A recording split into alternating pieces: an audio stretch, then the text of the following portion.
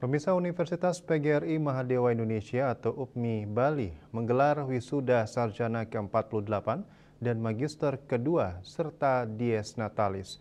Lulusan UPMI diyakini mampu menjadi tenaga guru yang handal dengan berbagai kompetensi dan keterampilan yang telah dibekali.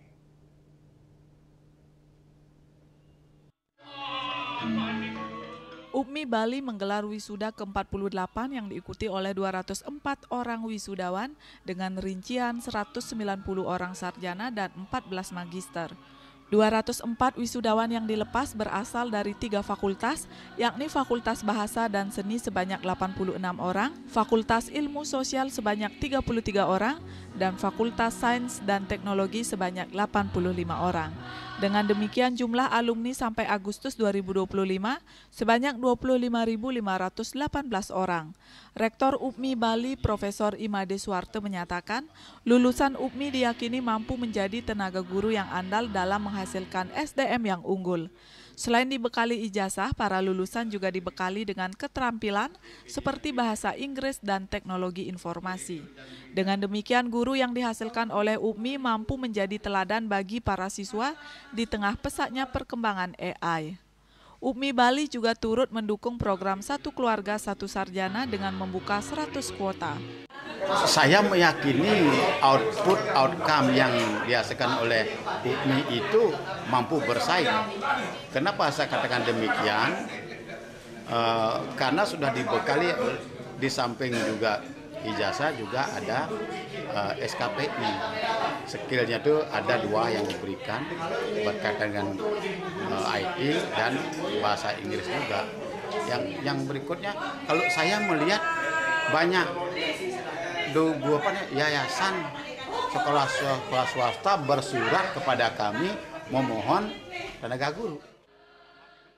Ketua Yayasan Pembina Lembaga Pendidikan Perguruan Tinggi IKIP PGRI Igusti Bagus Artanegara menyatakan dukungannya terhadap UPMI Bali dalam menghasilkan SDM guru yang berkualitas.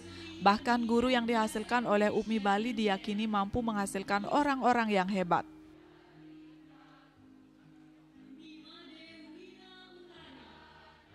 Ya, pertama kami tentu mendukung supaya teman-teman guru itu yang tamatan ini bisa melanjutkan ke pendidikan yang lebih tinggi.